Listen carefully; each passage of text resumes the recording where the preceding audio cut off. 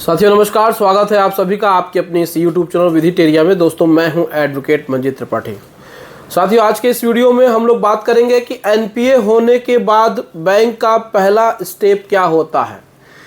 यानी कि जब आपका अकाउंट एनपीए हो जाता है तो बैंक सबसे पहले क्या करता है, इसके बारे में आज हम लोग विस्तार से जानेंगे, तो वीडियो को ध्यान से देखिएगा।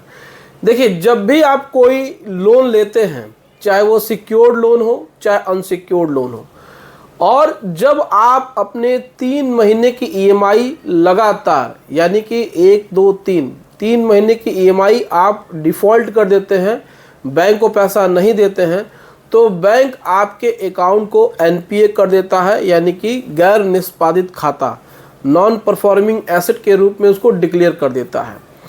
अब आपका अकाउंट एनपीए हो जाता है, लेकिन इसकी जानकारी आपको नहीं होती है, क्योंकि बैंक की तरफ से इसमें किसी प्रकार से कोई मैसेज नहीं आता है, किसी प्रकार से कोई नोटिस नहीं आती है। लेकिन बावजूद इसके बैंक आपसे ईएमआई लेता रहता है। वो आपको बताता नहीं है कि आपका अकाउंट एनपीए हो गया है। आप उसके बाद अगर पैसा डालते हैं तो आप देखते हैं कि आपका पूरा पैसा जमा नहीं होता है। कुछ हिस्से को बैंक काट लेता है, पेनाल्टी के रूप में काट लेता है, और कुछ हिस्से को आपके ईएमआई के रूप में एडजस्ट करता है। लेकिन ये सिलसिला तब तक चलता है जब तक आप बैंक को पैसा देते हैं। कुछ लोग पैसा नहीं देते हैं एनपीए के बाद भी, यानी कि 3 ईएमआई बाउंस होने पे ही आपका अकाउंट एनपीए होता है। तो जो लोग पैसा नहीं देते हैं उनको तुरंत बैंक क्या करता है कि एक लीगल नोटिस अपने एडवोकेट से भिजवाता है। उस लीगल नोटिस में ये लिखा होता है कि 7 दिनों के अंदर अगर आप पैसा नहीं देते हैं तो आपके खिलाफ लीगल एक्शन लिया जाएगा। अब लीगल एक्शन में कुछ भी हो सकता है, जो 406, 420 का मुकदमा होता है, या फिर पेमेंट एंड सेटलमेंट एक्ट का मुकदमा हो जाएगा अगर ईसीएस एक्टिवेट है तो, या फिर आर्बिट्रेशन की नोटिस आपको आ जाती है। तो सबसे पहला काम लीगल नोटिस का होता है। अब इस लीगल नोटिस का जवाब कैसे दिया जाए, बहुत सारे लोग इस बात से कन्फ्यूज़न में रहते हैं कि किसी एडवोकेट से लीगल नोटिस का जवाब दिलवाना अच्छा होता है या खुद से लिखवाना अच्छा होता है। आप लोग अगर अपने से लिख पाते हैं, लिखने की कोई भाषा का कुछ भी आपको बाउंडेशन नहीं है, आप जिस भी स्टेट में रहते हैं वहाँ की लोकल लैंग्वेज में आप बैंक को लिख सकते हैं, क्योंकि बैंक भी उसी एरिया में है और वो उस लोकल लैंग्वेज को समझता है। एग्जाम्पल के तौर पे कह सकते हैं कि अगर आप महाराष्ट्र में रहते हैं तो आप मराठी में भी लिख सकते हैं, इंग्लिश में भी लिख सकते हैं।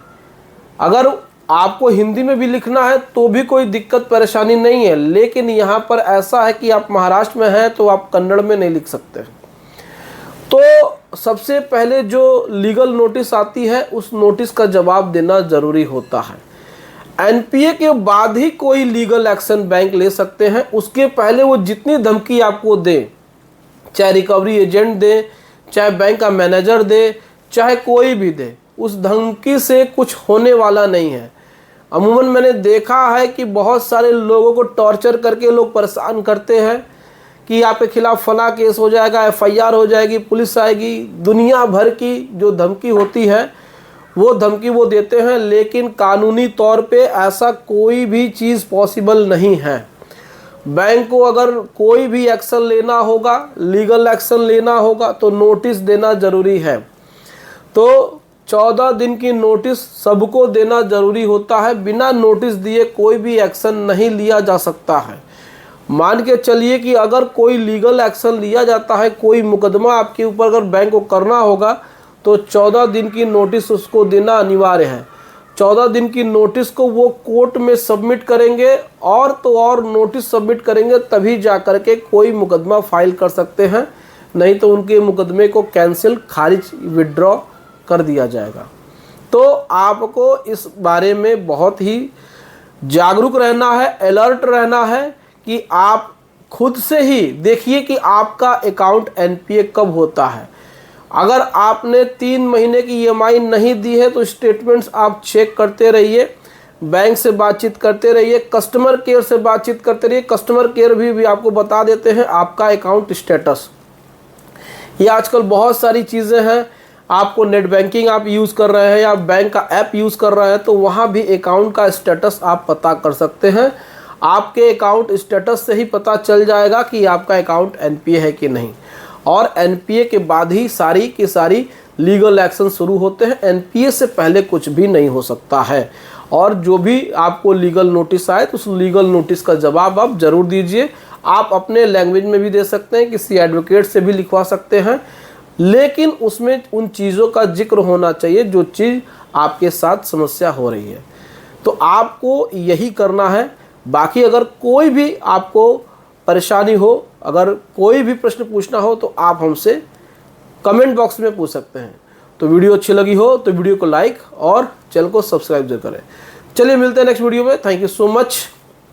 जय हिंद दोस्तों।